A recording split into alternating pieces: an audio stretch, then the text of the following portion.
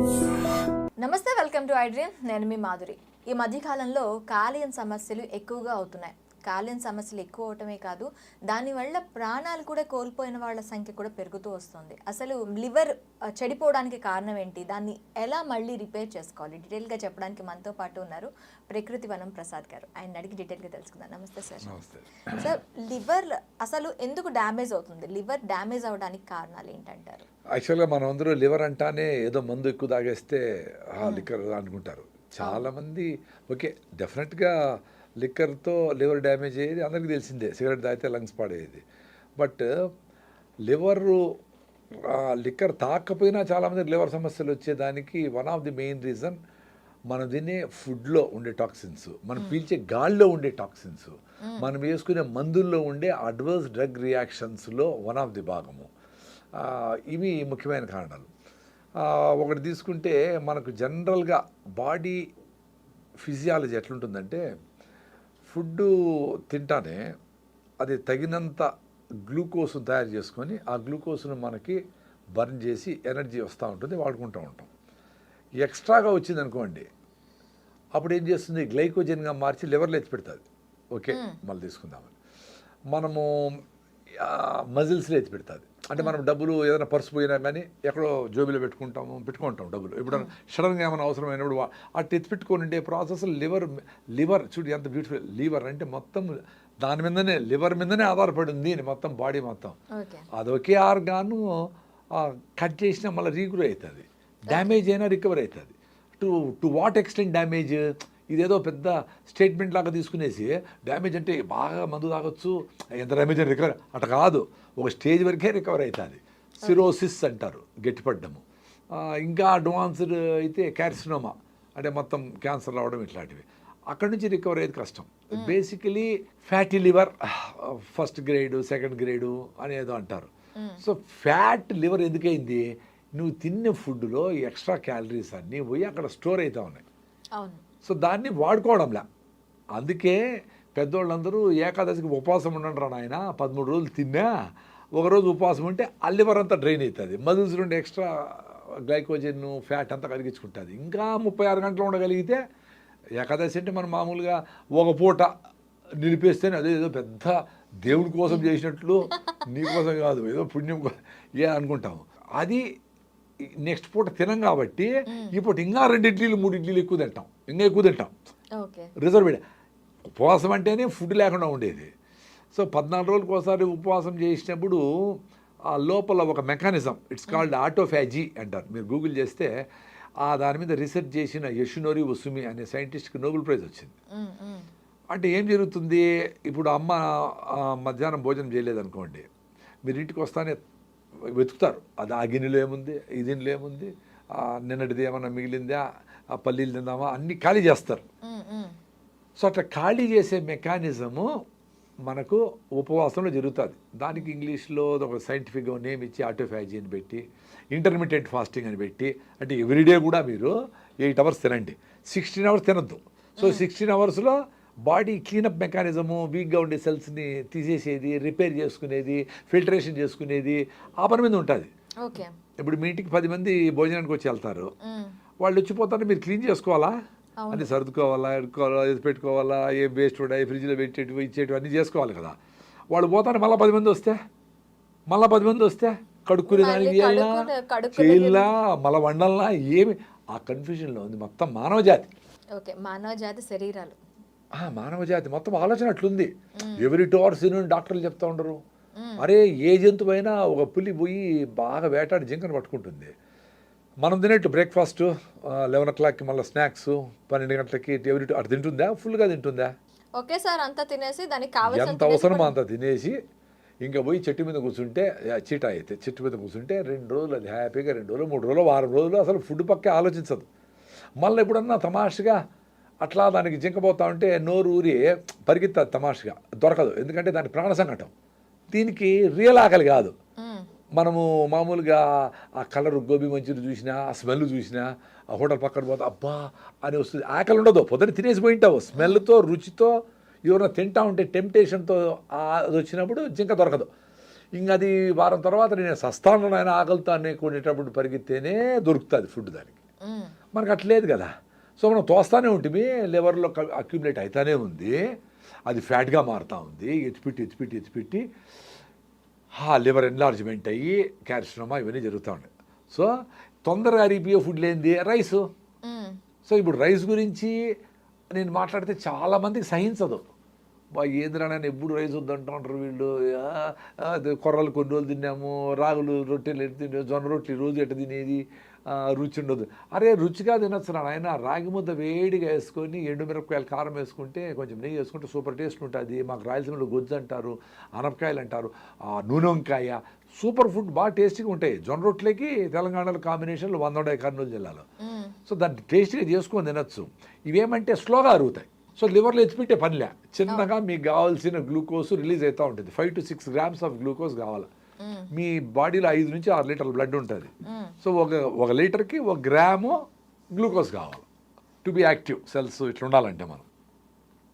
So మీకు 200 గ్రాముల glucose release అయితే ఎక్స్ట్రా డబ్బులు వచ్చిన వాళ్ళు వచ్చి మీ ఇంటికి ₹1,00,00,000 వచ్చేసింది అనుకోండి అన్ఎక్స్పెక్టెడ్గా, మీకు అంత పెద్ద కన్ఫ్యూజన్లో ఉంటారు. ఎక్కడ ఎత్తిపెట్టాలా, ఏ బీరాలో ఎత్తిపెట్టాలా, గోడ దొవ్వేసి లోపల పెట్టి సీల్ చేసేయాలా, ఏ బ్యాంకులో వేయాలా, ఇన్కమ్ ట్యాక్స్, ఇది అంత చచ్చిపోతుంది బాడీ కూడా. ఎక్స్ట్రా గ్లూకోజ్ వస్తే ఎక్కడ ఎత్తిపెట్టమంటాం, లివర్లో ఎత్తిపెట్టి, మజిల్స్లో ఎత్తిపెట్టి, ఇంకా నా వల్ల కాదు అంటే దాన్ని గ్లైకోజన్ని ఫ్యాట్గా మార్చి పొట్టలో ఎత్తిపెట్టి, మెడలో ఎత్తిపెట్టి, తొడలో ఎత్తిపెట్టి, అంతా ఎత్తిపెడితే 20 ఏళ్ళలో మనిషి 120 కిలోలు అవుతాడు. వెరీ కామన్ సెన్స్ కదా అది. ఎక్స్ట్రా నీకు ఎక్స్ట్రా ఉంది, అందుకు ఉపవాసం చేయమని 13 రోజులు మీరు ఏం తిన్నా ఏకాదశికి ఉపవాసం ఉండండిరా నాయనా అని చెప్తారు పెద్దోళ్ళు. అక్కడ స్వార్థం ఏమి లేదు. ఇప్పుడు పెద్దోళ్ళు పొద్దున లేచి బ్రహ్మముహూర్తంలో 108 సార్లు రావి చెట్టు చుట్టూ తిరగండి మీకు పిల్లలు పుడతారంటే రావి చెట్టు చుట్టూ తిరిగిన దానికి కాదు, పొద్దున్నే లేచి బ్రహ్మముహూర్తంలో వాటెవర్ ముహూర్తం లేచి ఫ్రెష్ గాలి, పొల్యూషన్ లేని గాలి, ఆ చెట్ల నుంచి వచ్చే నానో పార్టికల్స్ని పీల్చుకొని ఆ ఫిజికల్ ఎక్సర్సైజ్ చేస్తే హార్మోనల్ బ్యాలెన్స్ అయ్యి బిడ్డలు పుడతారు. రాగి చెట్టు ఏమి ఇట్లా బిడ్డలు ఇవ్వదు. సో రాగి చెట్టు, మర్రి చెట్టు, వేప చెట్టు, కానుగ చెట్టు ఇవన్నీ కలిసి పనిచేస్తూ ఉండే ప్రాసెస్లో మీ అన్ని ప్రాబ్లమ్స్, హార్మోన్ ఇంబ్యాలెన్స్లు ఇవి అవన్నీ పోతాయి. సో ఎప్పుడైతే మీరు 4కో 5కో లేస్తారో ఆటోమేటిక్గా 9 పడుకుంటారు, రాత్రి నిద్ర వచ్చేస్తుంది. ఈ ప్రాసెస్ కోసము ఈ జీవన విధానంలో భాగంగా పొద్దున్నే లేస్తూనే మనము వాకింగ్ పోవాలా, సూర్య నమస్కారాలు చేయాలా, యాక్టివ్గా ఉండాలా, బ్రెయిన్ మీకు హ్యాపీ హార్మోన్స్ రిలీజ్ అవుతూ ఉంటాయి. దానికి మీరు దాన్ని అబ్జర్వ్ చేస్తే ఎందుకు 1 వీక్ మీరు పొద్దున్నే లేస్తానే వాకింగ్ చేస్తానే మళ్ళీ మీకు బాడీని లేపుతుంది లేయని.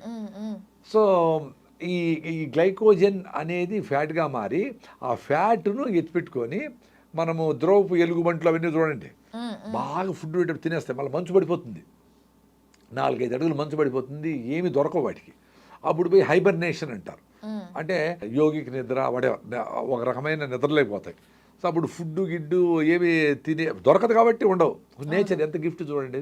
సో దానికి మినిమము బాడీ టెంపరేచర్ మెయింటైన్ అయ్యేదానికి కావాల్సిన ఎనర్జీని ఆ ఫ్యాట్ నుంచి తీసుకొని ఫైర్ చేస్తూ ఉంటే అది బాడీ మెయింటైన్ అవుతూ ఉంటుంది. మళ్ళీ ఐస్ కరిగి అట్లా లైఫ్ వచ్చి అక్కడ లైఫ్ స్టార్ట్ అయ్యి ఆ కుందేళ్ళు దీనికి కావాల్సిన ఫుడ్ చేపలో అవి మూమెంట్ వచ్చేటప్పటికి ఇది మళ్ళీ లేచి మళ్ళీ వేడకపోతుంది.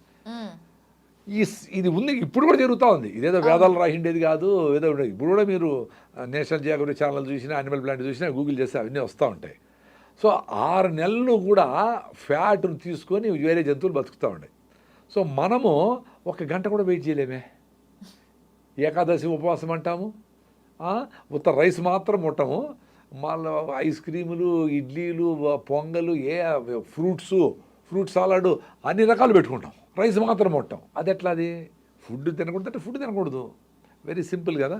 సో మనము లివర్ మీద లోడ్ తగ్గించాలంటే ఫస్ట్ మీరు తినే ఫుడ్ హై ఫైబర్ ఫుడ్ ఉండాలి, పీచు పదార్థం ఎక్కువ ఉండే ఫుడ్ ఉండాలా, చిన్నగా గ్లూకోజ్ రిలీజ్ చేస్తూ ఉండాలి. 5 to 6 grams of glucose release అవుతూ ఉంటే అప్పుడు మీకు ఎక్స్ట్రాగా గ్లూకోజ్ గ్లైకోజన్గా మారి ఫ్యాట్గా కన్వర్ట్ అయ్యే స్కోప్ ఉండదు. అప్పుడు లివర్లో ఎత్తిపెట్టదు. ఎక్స్ట్రా డబ్బులు లేవు మీకు, నెలకి 20,000 వస్తూ ఉంటుంది. 20,000 పాలవనికి, పేపర్కి, వాడికి, పిల్లలకి స్కూల్ అన్నీ ఇచ్చేయాలి కదా, పచారి వాళ్ళకి అందరికి ఇచ్చేయాలి. అయిపోయింది, కరెక్ట్గా సరిపోయింది. ఇప్పుడు బుర్ర కరెక్ట్గా పనిచేస్తుంది. మీకు ₹1,00,00,000 వచ్చేస్తే బెంగళూరు పరిగెత్తారు, ఇండోనేషియాకి పరిగెత్తారు, ఎక్కడికో పరిగెత్తారు, ఏమేమో చేయలేని పరిగెత్తారు. అంతా అయినాక మళ్ళీ అరే మన ఊరే బాగుంది అనుకోండి వస్తారులే, భూమి గుండ్రంగా ఉందని. సో ఎప్పుడైతే ఈ మనము జొన్నలు, రాగులు, కొర్రలు, సాములు, అరికెలు ఇవి తింటాం. వాటిలో 2% నుంచి 10% వరకు ఫైబర్ ఉంటుంది, పీచు పదార్థం. సో కార్బోహైడ్రేట్ డైజెస్ట్ అయ్యి ఎనర్జీ రిలీజ్ అవుతుంది, గ్లూకోజ్ రిలీజ్ అవుతుంది, అది ఫైర్ అయ్యి మీకు ఎనర్జీ వస్తూ ఉంటుంది, మీకు కావాల్సిన ఆక్సిజన్ అంతా ఉంటుంది, యాక్టివ్గా ఉంటారు, ఫ్రెష్గా ఉంటారు. ఓకే. మళ్ళా మీకు పీచు పదార్థం అడ్డపడుతుంది, సో మళ్ళా కార్బోహైడ్రేట్ అరుగుతుంది. సో అట్లా లాంగ్ అవర్స్ మీకు సఫిషియెంట్గా ఆ ఎనర్జీ వస్తూ ఉంటుంది. మీరు తిన్న ఫుడ్ ఆకలి ఉండదు, లోపల సఫిషియెంట్గా మీకు గ్లూకోజ్ అందుబాటులో ఉంది, చిన్నగా వస్తుంది కాబట్టి బుర్రకు కూడా మీకు సిగ్నల్ పోదు, ఉండిలే ఫుడ్ ఏం అవసరం లేదని. ఎప్పుడైతే స్పీడ్గా అరిగిపోయే ఇడ్లీలు, దోశలు ఇవన్నీ తిన్నామో, రొట్టెలు గిట్టలు, మైదా పిండితో చేసిండే చపాతీలు గిపాతీలు అన్నీ తిన్నామో, తొందరగా అరిగిపోయి మొత్తం గ్లూకోజ్ వచ్చి 2-3 అవర్స్ తర్వాత అది గ్లైకోజన్గా మారి ఫ్యాట్గా మారి మళ్ళీ పొట్ట ఎంటీ అవుతుంది, మళ్ళీ సిగ్నల్ పోతుంది, పొట్ట ఖాళీ అయింది మళ్ళీ అయ్యేది. అందుకని చూడండి, లాగుండేవాళ్ళు పాపము, వాళ్ళు తప్పు కాదు, వాడు కరిగిపోయి ఫ్యాట్గా ఎత్తిపెట్టేది ప్రాసెస్ అలవాటైపోతుంది బాడీకి. సో వాళ్ళు ఎవ్రీ 2 అవర్స్ ఏదో తినకపోతే ఉండలేరు. అట్లా వాళ్ళు కూడా ఈ ఫస్ట్ లివర్ డ్యామేజ్ మానాలంటే రైస్ ఆపేయాలా, మైదా ఆపేయాలా, స్పీడ్గా అరిగిపోయే స్వీట్లు గిట్లు ఆపేయాలా, చక్కెరలు ఆపేయాలా, మంచిగా ఈ రకమైన మిల్లెట్స్తో చేసుకోండి. ఇడ్లీలు, దోశలు, పొంగలన్నీ మిల్లెట్స్తో చేసుకోండి. ఓకే. మీరు సజ్జ రవ్వతో ఇడ్లీ చేసినా చాలా చాలా టేస్టీగా ఉంది, కొబ్బరి చెట్టుతో మంచి టేస్ట్ ఉంది. సజ్జ రవ్వతో కూడా ఇడ్లీ చేయొచ్చు. రవ్వ అంటే మన బియ్యం రవ్వ రాకుండా సజ్జల రవ్వ, ఆరికల రవ్వ, సామల రవ్వ, కొర్ర రవ్వ, ఏమైనా చేసుకోవచ్చు. మీరు దోశ ఏమైనా చేసుకోవచ్చు వీటితో. అవి తింటే మీకు ఏమవుతుందంటే ఆకలి ఉండదు. సో మీకు ఎప్పుడైతే ఆకలి ఉండదో మీ తిన్న ఫుడ్డే మీకు ఎనర్జీని ఇస్తూ ఉంటుంది. మీరు ఇంకా ఉపవాసం, intermediate fasting 16 hours fasting, 8 hours తినాలి. సపోజ్ మీరు 8కి స్టార్ట్ చేశారనుకో పొద్దున్నే తినేది, 8 + 8 అంటే 16, అంటే 4కి, ఈవినింగ్ 4కి స్టాప్ ఫుడ్, మళ్ళీ తినకూడదు. అది రోజు చేయాలా. ఏకాదశి ఉపవాసం చేయాలా. ఏకాదశి అంటే రేపు ఏకాదశి అంటే ఈరోజు సాయంత్రము గూట్లో దీపం నోట్లో ముద్ద అంటాం మేము రాయలసీమ. గుట్ట దీపం పెట్టి సాయంత్రం ఫినిష్ చేసేయాలి. సన్సెట్ తర్వాత తినకూడదు. ఇప్పుడు ఎమర్జెన్సీ అయితే ఒక అరగంట ఇట్లా గంట పర్వాలేదు, ఏదో పెళ్ళికి పోతారు, ఇట్స్ ఓకే. బట్ రెగ్యులర్ ఫేస్లో మీరు సాయంత్రం సన్సెట్ లోపల తినేయాలి. సార్ 6 గంటలకు వీలు కాదే అంటారు, మరి 5కే తినేయండి. 6కి వీలు కాబట్టి 5కే తినేయండి. సాయంత్రం క్లోజ్ చేసేయాలి ఫుడ్. ఎప్పుడైతే మీరు 5కు క్లోజ్ చేస్తారో, మీరు రేపు ఏకాదశి అంటే రేపంతా ఏం తినకూడదు. ఎల్లుండి పొద్దున మళ్ళీ ఏకాదశి ఫాస్టింగ్ బ్రేక్ చేసి అప్పుడు తినాలి. సో ఆల్మోస్ట్ 36 అవర్స్ అవుతుంది. 36 అవర్స్ కూడాను మనం వాటర్ తాగొచ్చు. ఫస్ట్లో మీకు భయం వేస్తుంది కాబట్టి అమ్మో తినకపోతే ఏమైపోతుందో అని తేనె నిమ్మకాయ కలుపుకొని స్టీల్ బాటిల్ పెట్టుకొని 2 అవర్స్కి ఒకసారి పావు లీటర్, 1 గ్లాసు 2 గ్లాసులు తాగుతూ ఉండేది. మధ్యలో నీళ్ళు తాగండి. నెక్స్ట్ నేను అట్లే ప్రాక్టీస్ చేసిన, ఏమైపోతున్న భయంతో తాగిన. నెక్స్ట్ చేసేటప్పుడు తేనె నిమ్మకాయ కూడా అవసరం లేకుండా మొత్తం నీళ్ళు తాగిన. నెక్స్ట్ చేసేటప్పుడు నీళ్ళు అవసరమైతే తాగినా, లేకపోతే లేదు. కాబట్టి అవసరం కూడా పళ్ళ నీళ్లు. మేము కొంచెం ఆహారం జాగ్రత్తలు తీసుకుంటాం కాబట్టి ఫిట్గా ఉంటాం కాబట్టి మాకు అడగల. సో మీకు దప్పైనప్పుడు నోరు అడుగుతుంది, దప్పేస్తుంది కదా, నీళ్ళు తాగండి. నోరు పెడచకపట్టకపోతాం, నీళ్ళు తాగండి, నీళ్ళు అవసరమైతే తాగండి. సో ఏకాదశికి ఆ రకంగా ఉపవాసం ఉంటే మీ బాడీలో ఉండే వీక్ సెల్స్, డిసీజ్డ్ సెల్స్, క్యాన్సర్గా ఎప్పుడో మారబోయే సెల్స్, అంటే అదే కదా వీక్గా ఉండేటివి, అట్లే ముడుకొని ఉంటేనే అవే కదా జబ్బును కలగజేయేటివి, రకరకాల జబ్బులు. సో వాటన్నిటిని క్లీన్ చేసుకుంటుంది సిస్టమ్. డిసీజ్ మీద ఫైట్ చేస్తుంది. ఫ్రీ రాడికల్స్ అని ఉంటాయి ఈ ప్రాసెస్లో, అవి వచ్చి దాడి చేస్తూ ఉంటాయి, ఫైటింగ్ చేస్తూ ఉంటాయి. దానికి యాంటీ ఆక్సిడెంట్స్ రిచ్ ఫుడ్, మనము ఆకుకూరలు, కూరగాయలు, ఫ్రెష్ ఫ్రూట్స్ ఇవన్నీ తింటే అవి ఫైట్ చేస్తూ ఉంటాయి. యాంటీ ఆక్సిడెంట్స్ రిలీజ్ అయ్యి వాటి కంట్రోల్ చెక్ పెడతా ఉంటాయి. ఇవన్నీ పెద్దగా టెక్నాలజీ, టెక్నికల్ టర్మ్స్ వాడకపోయినా పెద్దలు ఏకాదశి ఉపవాసం ఉండండి అన్నారు. సో లివర్ రెడీ అయిపోయా. సో మీరు రైస్ నిలిపేస్తే మీ లివర్ ఓకే. మీరు స్వీట్లు, రైస్ నిలిపోయే, కాఫీలు, టీలు ఏవి నిలకుండా, అఫ్కోర్స్ మందు కూడా. నేను చెప్పేది మందు తాగే వాళ్ళకి, అడిక్షన్ ఉండే వాళ్ళకి డెఫినెట్గా వాళ్ళు సెంటర్లకు పోవాలా, ఏదో సెంటర్ బయటపడాలా. రెగ్యులర్ పీపుల్ కూడా ఎక్కువ తాగే వాళ్ళకి లివర్ డ్యామేజ్ అవుతుంది డెఫినెట్గా.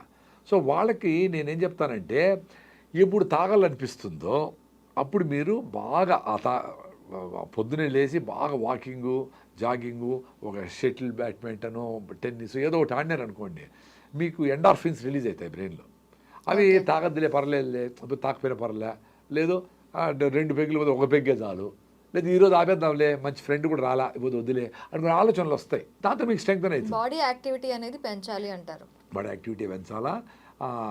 అప్పుడు మీరు అది స్టాప్ చేయగలిగితే రికవరీ ప్రాసెస్ స్టార్ట్ అవుతుంది. లివర్ డ్యామేజ్ అయ్యిండే లివరు, ఫ్యాటీ లివర్ కూడా ఈజీగా బయటపడవచ్చు. మీరు రైస్ని నిలిపేసి గోధుమలు నిలిపేసి మిల్లెట్ స్టార్ట్ చేస్తేనే ఫ్యాటీ లివర్ పోతుంది, లివర్ సమస్యలు సగం తీరిపోతాయి. ఇంకొక ముఖ్యమైన కారణం లివర్ డ్యామేజ్ అవ్వడానికి కారణం ఏమంటే మనం తినే ఫుడ్లో ఉండే కెమికల్స్, ప్లాస్టిక్లు, రకరకాల nano particles, plastic nano particles, micro particles, రకరకాల మందుల్లో ఉండే కెమికల్స్. అంటే బాడీకి రకరకాల ఫుడ్లు పెడతా ఉన్నాం మనం థౌజండ్స్ ఆఫ్ ఇయర్స్ నుంచి. చేపలు, ఇవి అవి రకరకాల ధాన్యాలు, ఈ అన్ని రకాలు వేస్తాను. ఏ జంతువుకు మనకు దొరికినన్ని డైవర్సిఫైడ్ ఫుడ్ ఏది దొరకదు కదా. ఆవు గడ్డే తింటుంది, అది 10 లీటర్ల పాలు ఇస్తుంది, 20 మంది బిడ్డలు కంటుంది, దాని డ్యూటీ అది చేస్తుంది. పావురమైన సజ్జలు తినేసి బెంగళూరు పోయేస్తుంది అన్ని ధాన్యం తినేసి. మనం పావురాలు, ఆవులు, గేదెలు, కోళ్ళు, సముద్రంలో ఉండే చేపలు, రొయ్యలు అన్నీ తినేసి కింద కూర్చుంటే పైకి లేకుండా ఉన్నాము. సో మనకున్నంత ఫుడ్ అవైలబిలిటీ వేటికి లేదు. సో మనకు ఈ ఫుడ్స్లో పోతా ఉండే పాయిజన్స్ ఏ లెవెల్కి ఉన్నాయంటే, తల్లి పాలల్లో కూడా ప్లాస్టిక్ నానో పార్టికల్స్ ఉన్నాయి, బ్లడ్లో కూడా ప్లాస్టిక్ మైక్రో నానో పార్టికల్స్ ఉన్నాయి. ఓకే. సో ఇవన్నీ ఏం చేస్తుంది, బాడీకి తెలియదు వీటిని ఎట్లా వాడాలా. మీరు సజ్జలు, రాగులు, ఇవి అవి ఫుడ్, వంకాయలు, బెండకాయలు, కాలీఫ్లవర్, క్యాబేజీలు ఎన్ని వేసింటారు. సో దీని నుంచి ఏమేమి దాన్ని బ్రేక్ డౌన్ చేసి దాంట్లో ప్రోటీన్ ఏంటి, ఇదేంటి, ఏమేమి న్యూట్రిషన్ ఉన్నాయి, ఏమేమి చెడ్డ ఉన్నాయి. ఇప్పుడు కాలీఫ్లవరు, బెండకాయలు, టమాటోలు అన్నీ మంచే కాదు, ఇంత మంచి ఉంటే ఇన్ని చెడ్డ కూడా ఉంటాయి న్యాచురల్గానే. ఇంకా మనం ఇప్పుడు టమాటా 100 రూపాయలు ఏంటంటే రోజు స్ప్రే చేయింటాం కదా, ఆ కెమికల్స్ అని ఎట్టపోతాయి, పైన కడిగితే పోయేటి పోతాయి. సిస్టమిక్ ఇన్సెక్టిసైడ్స్ అని మొత్తం లోపల జ్యూస్నంతా పాయిజన్ చేసి రసం పీల్చి పురుగులు చంపేటి ఉంటాయి. సిస్టమిక్ కాంటాక్ట్ ఇన్సెక్టిసైడ్ అంటే కాంటాక్ట్లో పైన ఉంటే దాన్ని మీరు వెనిగర్లోనో సాల్ట్ వాటర్లో వేస్తే పోతాయి. సో సిస్టమిక్ ఎట్లా పోతాయి, అవి లోపల పోయినప్పుడు బాడీకి అరే ఏంద్రా నేను కొత్త మాలిక్యూల్, ఇదేందో తెలియదు నాకు, ఏందో పెట్టినావు నువ్వేందో చేసినావని, సరే దాన్ని ఫస్ట్ పక్కన దొయ్యి అని చెప్పి లివర్లో ఎత్తి పెడతాను. ఓకే. సో ఏదన్నా ప్లాస్టిక్ పార్టికల్స్ ఏదో వచ్చినాయి తెలియదు వచ్చింది, దాన్ని ఎత్తుకుపోయి ఆడబెడతాను. సో పెట్టి ఇది మనకు సంబంధించింది కాదు, నీ బాడీకి మీ అవ్వలు తాతలు ఎప్పుడు తినలేదురా నాయన ఈ మాలిక్యూల్, ఈ కెమికల్, దీన్ని ఏం చేయాలో నాకు తెలియదు కదా దానికి బాడీకి ఎట్ట చేయాలని. ఎందుకంటే కొత్త మందులు, కొత్త ఫుడ్లు, కొత్త కలర్లు, కొత్త ప్రిజర్వేటివ్లు ఏమేమి ఎట్లా తెలుస్తుంది బాడీకి. సో దాన్ని ఏం చేస్తుంది, అది కొత్త వస్తువు కదా, లివర్లో అది ఎత్తిపెట్టి దాని చుట్టూ గోడ కడతాది. ఓకే. అంటే వేరే సెల్స్కి టచ్ లేకుండా ఇదేదో వేరే వీడు మంచోడో చెత్తోడో నాకు తెలీదు. సో వీడిని దూరం పెట్టాలంటే రోడ్డు దానికి అక్కడక్కడ లీజియన్స్ అంటారు, చిన్న గడ్డలు ఉంటాయి, చిన్న లివర్ ఎవరికి చేసినాం నాకు కూడా ఉంటాయి, మేము కూడా పొల్యూషన్లో చేయింటాం కదా ఎప్పుడో. సో అవన్నీ పోయి అక్కడ ఉండి అక్కడక్కడ చిన్న లీజన్స్ ఉంటాయి, లీజన్స్ అంటారు. సో అవి ఏం చేస్తా అక్కడే ఉంటాయి. అవి ఎక్కువయ్యే కొద్దికి ఎక్కువైపోతేనే సిరోసిస్ అయ్యేది, అంటే గట్టిపడిపోయేది, లివర్ చెడిపోయేది. ఫ్యాటీ లివర్ నుంచి ఉత్త ఫ్యాటే కాదు, ఈ చెదారము మన తినే ఫుడ్లో ఉండే పొల్యూషన్స్, కెమికల్స్, కలర్లు ఇవన్నీ పోయి ఆడ సెటిల్ అవుతాయి. పాపం లివర్ అందుకే మహాతల్లి బాడీలో అది పడినంత కష్టాలు ఏది పడరు. దానికోసం క్విక్గా అరిగిపోయే ఫుడ్లు తినకుండా, అంటే రైసు, గోధుమలు, మైదా, చక్కెర, స్వీట్లు ఇవన్నీ తినకుండా లిక్కర్ దాక్కుండా ఉంటే మీ లివర్ డెఫినెట్గా రికవర్ అయిపోతుంది. ఓకే ప్రసాద్ గారు, థ్యాంక్ యూ వెరీ మచ్.